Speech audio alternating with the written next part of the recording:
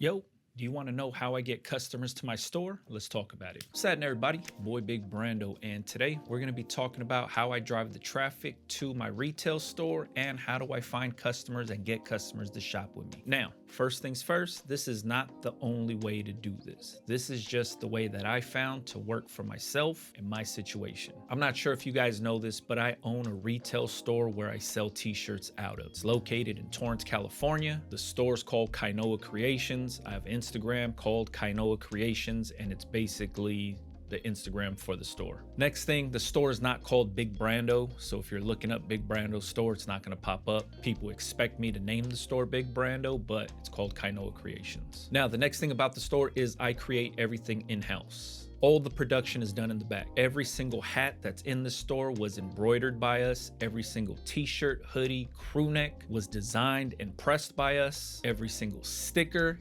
in this place was designed and printed by us, and every other product that you see hanging on the walls in the glass case or displayed around the store was done 100% by us. Now, one of the big things everybody always wants to know is why don't I promote the store heavy on YouTube if that's where my biggest following is? And I always tell people my following on YouTube is not my target audience for the store. The store is located in Torrance, California, which is in the South Bay of Los Angeles. Majority of the people that watch my channel don't live in the South Bay of Los Angeles. If you guys live out of state, chances are when my store is open, you're not going to be coming by. Unless you happen to be on vacation in LA, then you might stop by. But I know that my target audience is here in the community that my store lives in. So my target audience is the people that live around this store or live in the South Bay of LA. I know that, my customers know that, but for some reason the YouTube viewers don't know that. So what I like to do is I like to cater to my audience. I like making products specifically for my customers. I know my target audience, I know my demographic, I know who's shopping with me. So I like to make clothes specifically for those individuals. It's nothing against the people that watch me on YouTube. It's nothing against anybody else out there. It's just I understand my customer base. So I'm constantly feeding that customer base products that they can relate to.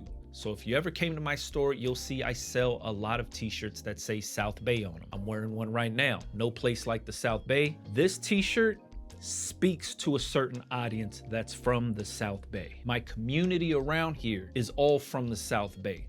These are the customers that would buy this t-shirt. Majority of the people that shop in my store are from the South Bay. So this is why when you come to my store, products are very LA heavy, West Coast heavy, South Bay heavy, because it speaks to the people that actually shop here. So that's part one. I make products specifically for a certain audience. Part two, on how I get people to come to the store, I strategically place my products in my social media content. So for example, I launched this gray hoodie that you guys been seeing me wear all the time. It says homegrown South Bay, Los Angeles. It's in a stone gray colorway, not a heather gray, but it reminds me of like those cement gray Toyota Tacomas. It's kind of similar to that color. So I'm launching that in the store. The way I get people aware that I'm launching that in the store is weeks prior to me launching it, I start posting content. You'll see videos of me wearing the hoodie and not talking about the hoodie. You can go back and check out my Instagram page and you'll see I'm golfing in that hoodie. I'm making videos in that hoodie. I'm pressing shirts in the hoodie, but never do I talk about it. I'm just wearing it to make people aware. And then the strategy behind the content is I'm making content that's shareable. So I'm teaching somebody how to do something so that person that's watching can send it to somebody else that might have a similar interest in it. And now it's just getting traction because my videos are getting shared and they're starting to see the hoodie. I'm not talking about it. I'm not saying, hey, it's launching this weekend or whatever it is. I'm just wearing the hoodie in the content. I'm making videos specifically to be shared, meaning somebody that's watching the video is gonna DM that same video to somebody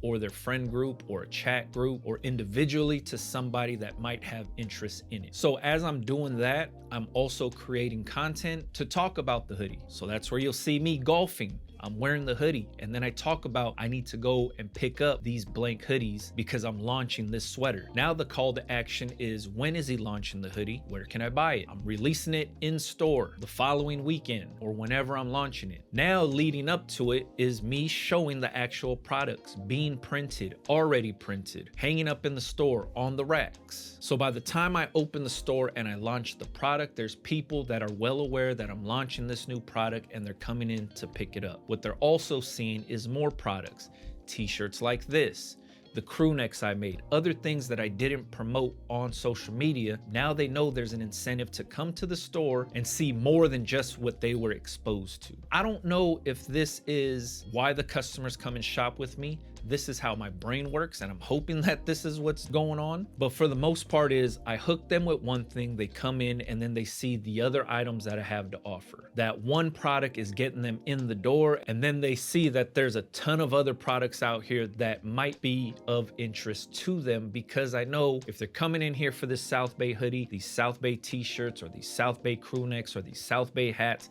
might speak to them also. And this store's been open for 3 years, going on 4 years, and we are one of the only stores in the South Bay that operate this way and offer these types of products. There's a ton of other stores that sell South Bay stuff, but we are the only store that prides themselves on creating everything here by these two brown hands. And I make sure to let every new customer that comes in here know that that's what's going on. They see my little dumb logo in the neck label and they're like, yo, that's you. And I'm like, yeah, I designed this, I printed this, I embroidered this, I sourced these blanks. And then what I also like to do is, if they're coming in for a hoodie, and let's say I wanted to offer them a new different color hoodie, but I wanted to get their opinion, I now make them part of the journey. I'll bring out a blank hoodie. I'm like, hey, I'm planning on releasing these. What do you think of this colorway? Now I'm getting the direct feedback from those customers that are buying from me. They have input on what the next drop is gonna look like, because I'm showing them. Like, this is a smart blank crew neck right here. And if I was like, yo, I'm planning on releasing these crew necks next, I give it to the customer, let them feel it, be like, yeah, what do you think about this? What do you think of this color? What do you think of the weight? What do you think of the shape, the size, all of that good stuff? Now the customer has the opportunity to provide real feedback and input on the next drop. Same exact thing goes with this faded one, right? This is also from Smart Blank. If I order, let's say, a bunch of t-shirts or a bunch of hoodies from some place, and I'm like, you know, I want to test out some of these other random colors, I'll throw random hoodies of random colors into the mix, so then that way I can show the people when I'm testing things out. So they come in to shop with me, I'm like, hey, what do you guys think about this right here? Planning on doing this with this color print, let me know what you think. So now the customer gets a chance to feel the stuff, see some stuff that's unreleased, that's still in development. And now I create that connection and that bond with that customer where they're like, yo, man, the owner over there is pretty cool. He's letting me provide a little bit of feedback and he cares about what I think as a customer. And this does two things. It creates that brand loyalty, because now they're gonna come and shop with me because I gave them that little experience. And now it gives that customer the opportunity to talk about my shop with their friends and family and be like, yo, man, this guy that owns this store is gonna be releasing this faded gray hoodie and I had input on it. It's gonna be dope. Now I have somebody talking about the products before the products are even made to their friends and family for brand awareness. This is 100% how my store is ran.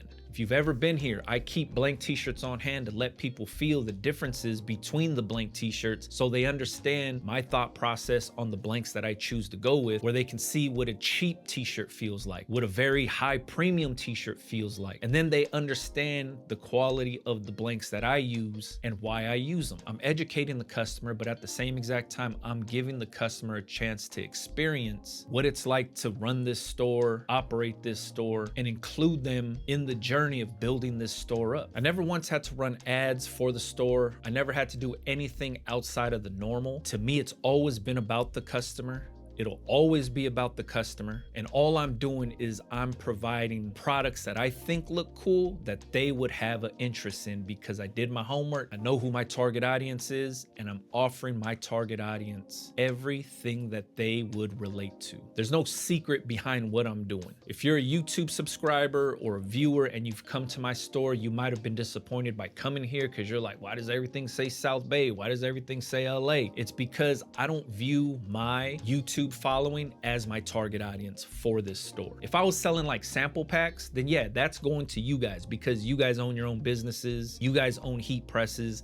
The sample pack would speak to you. Having a bunch of different transfers to try out and stuff like that, that would benefit you guys. But selling sample packs in store probably wouldn't benefit 95% of my customers here. None of them own heat presses. None of them care about making their own t-shirts. They're only coming in here to buy cool shit that says South Bay so they can represent where they're from. What a lot of people do is they buy it for gifts because there's not a lot of products out here in the South Bay that say South Bay on them. And whether somebody moved away for college, maybe somebody moved away and bought a house in a different state, but they were born and raised here, now they have a piece of home going to them. And that's what a lot of people do when they come to shop with me is, oh, I'm sending this to, to my son, or I'm sending this to my brother who moved away, because the South Bay means something to somebody. And it's not just the South Bay, it's any city out there. Whatever city you're from, I'm pretty sure there's a ton of people that are proud to be wherever you're from, and you can utilize these same tactics that I'm doing.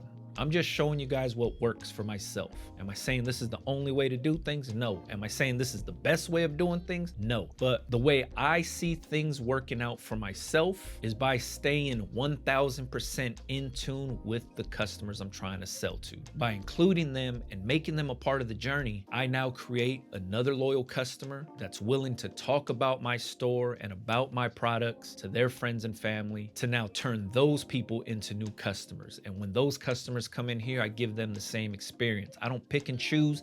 I treat every single customer the same exact way. I'll talk to everybody. I'll thank everybody. Shit, sometimes I'm out here giving out beer and we're just hanging out inside the store because one, I enjoy the company, and two, I really appreciate the people that stop in to the store. Whether you buy something or you don't, you took the time out to come check out the store, and I appreciate that. I make sure to let every single customer know that. So if you're looking for a way to actually drive traffic to your store, is make products relatable to your target audience, understand who your target audience is, knowing what they're into, and creating something that they can relate to is half the battle. That right there will already start to gain interest in your products by you making something that they can relate to. The second part is when you're posting on social media, you don't always have to sell something. You can subtly put your products into the post. You don't have to speak about them, but you're starting your own brand awareness. Wearing the product, showing the product. You don't have to say, hey, buy this in my link, none of that. And then when it's time for a call to action, right before that call to action, make content that's shareable. Make content that people would want to share with their friends and family. Now you're gonna be able to put your product into the faces of a ton of other people that you never knew existed, because now they're sharing your video. I use food content all the time to get my videos shared. I'm wearing a South Bay hoodie. I go to a South Bay eatery. I talk about it. I show the food I'm eating. I show the establishment. I post the content, and now people are sharing the restaurant, whether they've been there or they want to try it, or it's something new. I put them on, or that's been their family restaurant forever. Whatever it is, it's going to get shared because everybody shares food stuff.